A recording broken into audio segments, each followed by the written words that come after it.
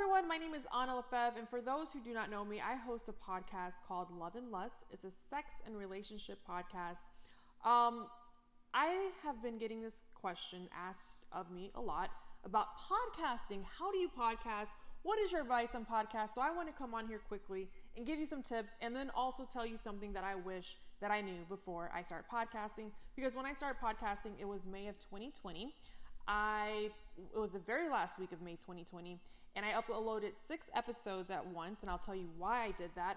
But I was kind of like a lone ranger out here in this world. I did not have anyone to ask advice from, so I kind of figured everything out on my own, and I don't want you to do that. I want you to be super successful from the very first start, so let's go ahead and get into it.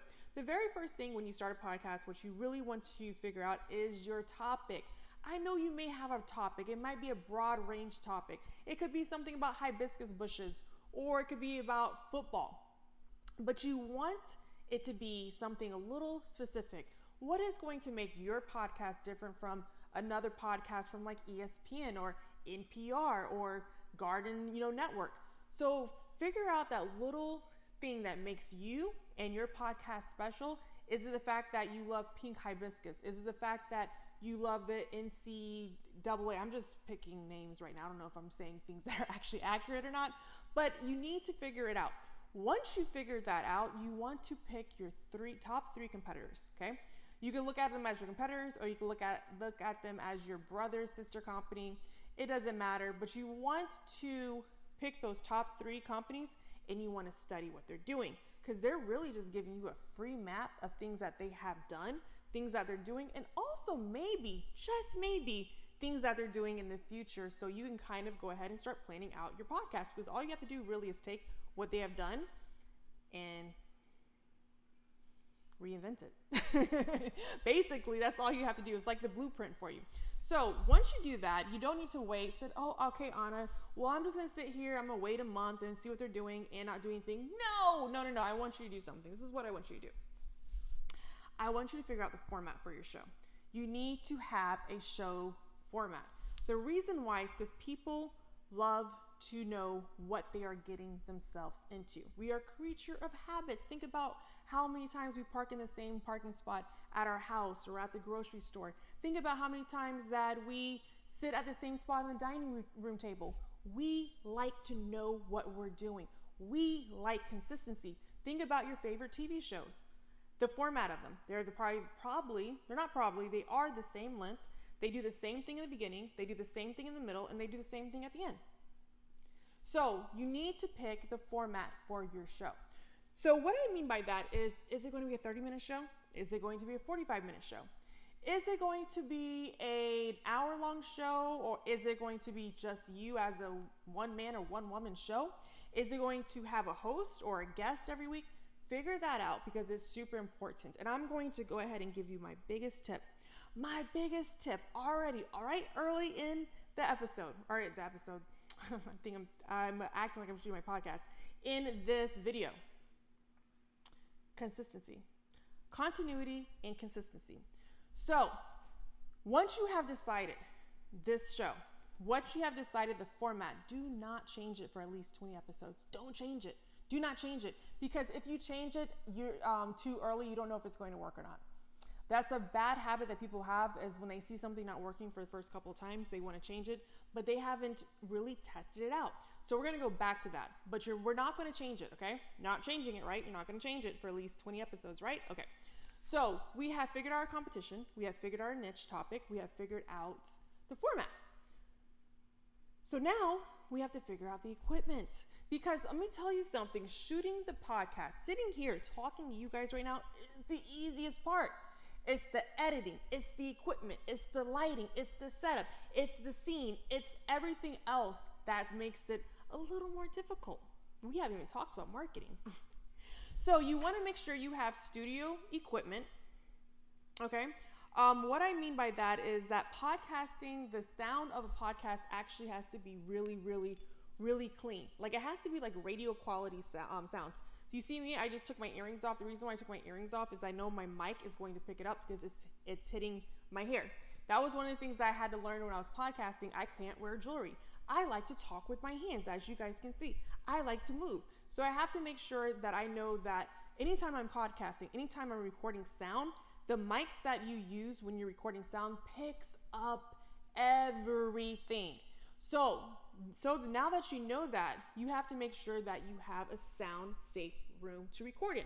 Are you going to go to a studio? Are you recording to your house? Or to your house, at your house? So figure out your equipment. I have a Rode mic. I'm going to put the links below. I will let you know if I'm being sponsored by them or not. Right now, I'm not being sponsored by anybody, so I'm just telling you guys what I use. But I have a Rode mic. It's a very expensive mic. I have friends that use less expensive mics, so I'm just going to suggest what I use because that's what I know. I do have an interface. I have a Macintosh computer, and I have professional lighting as well. I have lighting right here, and I have natural light right there. So we have our equipment together, right? So now we need to figure out if it's going to be a video podcast and then also an audio podcast. I do both. The reason why I do both is because, well, I'm already doing one, so I might as well, do the other. So if it's going to be video and audio, now you have to figure out if you, or if somebody else is going to edit the video and the audio. And if someone else is going to edit it, who's going to do it? If you're going to do it, do you already know how to do it? Are you going to learn? I'm going to tell you something. Getting an editor, not cheap. It's not cheap. So you also have to know if you have a budget that will allow for you to do it. And it's time consuming. And your computer has to be a little bit decent. Your CPU has to be a little bit decent. So we talked about finding our competition, finding and narrowing down our subject, the equipment. Is it going to be a video podcast? Is it just going to be audio? And the format of the show. What is next? Let's talk about the name. The name of the show. What is the name of the show?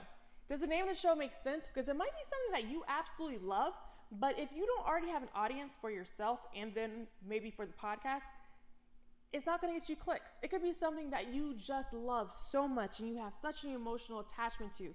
But if it doesn't make sense, it's not going to make sense to your viewers, and you are going to have to work twice as hard to get an audience. Which leads me to the next question. Do you have an audience? Do you have an audience? Because they're going to go to that show because of you. Because your show is brand new, right? So it doesn't have an audience. So they're going to go to the show because of you. But if you don't have an audience, oh my God, what do?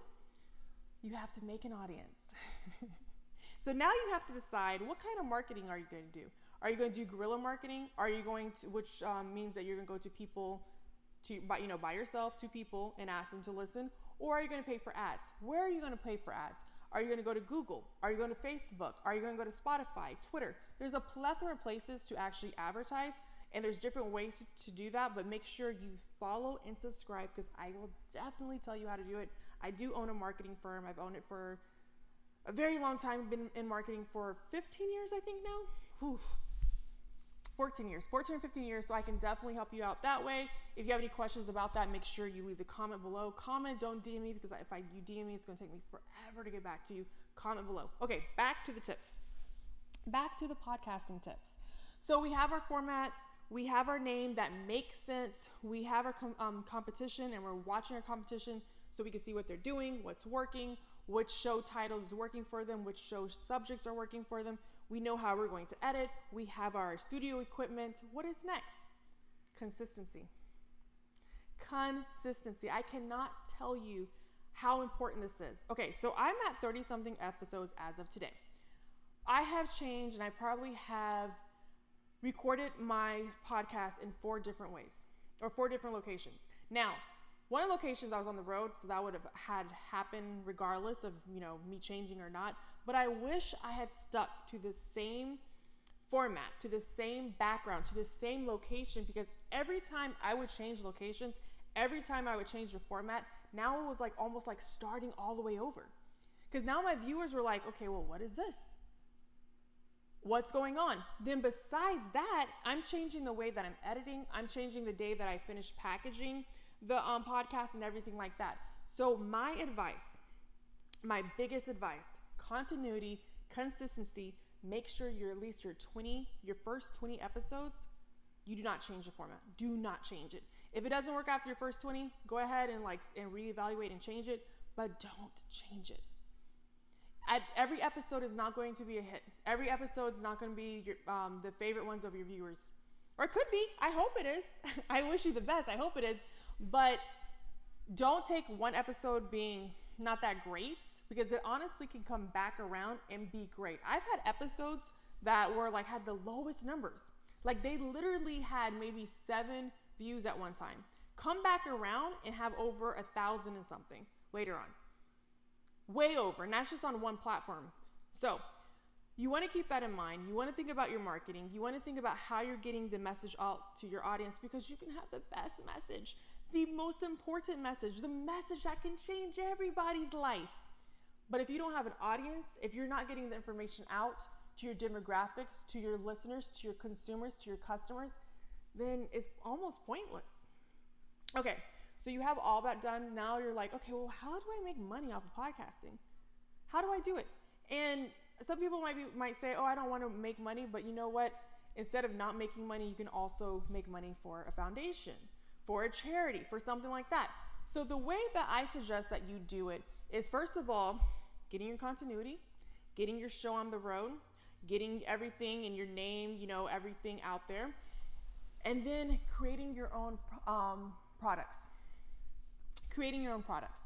Besides that, you can use certain websites like Teesprings and some other stuff to promote your own products. You can also have people sign up for an email list. So then you can also tell them when your podcast is going to be out, an easier way to market. Also, if you have sponsors that come to you, which you probably will, and I have, I do not do pay-per-click. Pay-per-click does not appease with me. So if I do a sponsor, they have to pay for a lump sum, and that's it. Okay? So keep that in mind, because pay-per-clicks can be very stressful, time-consuming, and a waste of time. Also know that podcasting takes a lot of time. The easiest part is recording. Like what I'm doing right now is the easiest part. And this is not a podcast. So this is actually easier for me to edit because it's not a podcast and I don't have to be so strict on the sound. The marketing, the editing is the hardest part. It really is. It's time consuming and it's a very laborious thing. It can be. So you just want to make sure you keep all of that in mind. I've had people asking about trademarks and copyrights. Now, I am not well versed in trademarking and copywriting stuff. So you will definitely have to go to someone specifically about it.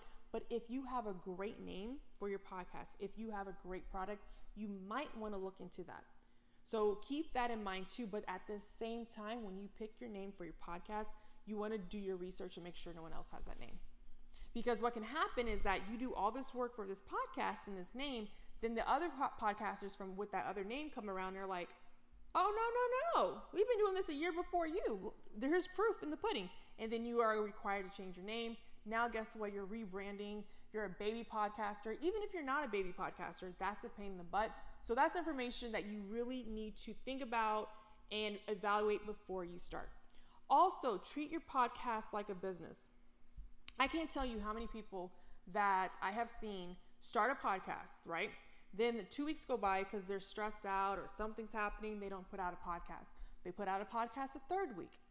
And then all of a sudden the podcast doesn't do well. So now they're bummed out and they don't get back to it. People like consistency, okay? So you have to be consistent. I'm going to go ahead and tell you, the very first day I put out a podcast, I put out 6 episodes. Now, Anna, why did you do that? I'm so glad you asked. Let me answer that. The reason why is because when people find your podcast on Spotify, when they find it on Google Podcasts and they only see 1 episode, they're not likely to subscribe. Because think about it. When you see 1 episode on Netflix, when you see 1 episode on Amazon, what are you going to do? Are you going to subscribe? No. You're going to be like, okay, well, these people probably, are not serious about it. So I'll come back next week and look for it. But then next week never happens. So I wanted my listeners listeners, I didn't put out the videos, 6 videos at once. I wanted my listeners to know that I was super serious about it. So in doing that, I put out 6 episodes and then it got me listeners. It got me subscribers because people were like, okay, well, she's on it. Also, I barely took breaks. I took 2-week break because I was having technical difficulties with trying to get to the studio, blah, blah, blah. Then I took a 2-week break for Christmas, which is understandable. Now, season 1 of my podcast will be done in May. I decided to have my podcast go on for almost a year before I shut down season 1.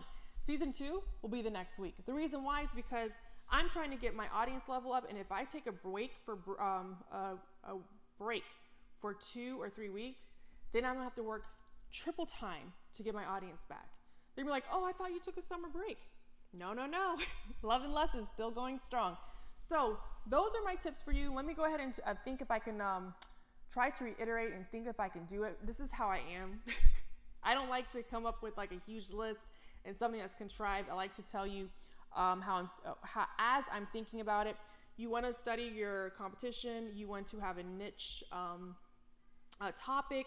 You want to make sure your equipment is there. You want to have the format down. You want to know who you're marketing, how you're marketing, the cost of marketing, what your budget is. You want to treat your podcast like a business. You want continuity and consistency. You want to check your name and make sure your name makes sense to get those clicks. Make sure your name makes sense. Do not be emotionally attached to that name if it doesn't make sense. I hope that makes sense. You want to make sure your trademarking and everything is consistent, and you checked on that to make sure you're not stealing somebody else's trademark so you don't have to work harder in the future. Oh, you want to have a goal. What is your goal when you're doing your plan for your marketing? Not for your marketing, but marketing for your podcast. What is your goal? What's your end goal? Will you ever sell the IP, the intellectual property? Will you want to branch off? Is this the only podcast that you want to do? Do you want to do something else? Do you want to write a book? What else do you want to do? Have an end goal, because if you have a goal, just like a business, it's going to help you plan the podcast. And you definitely want to plan the podcast. If you need something to kind of go off of how to plan something and how to format it, look at your favorite TV show. Listen to your favorite podcast, and that's going to help you plan it. So, guys, my name is Anna Lefebvre. Make sure you check out my podcast. It's called Love and Lust. I had decided to go with a pop art poster for it because my podcast is very pop for pop culture. So that's why I went with that theme. Make sure you stay with the same colors, the same font. Consistency is everything. Any questions, make sure you leave below. If you like this, please like, comment, subscribe, and stay tuned because I will talk about marketing for podcasts pretty soon.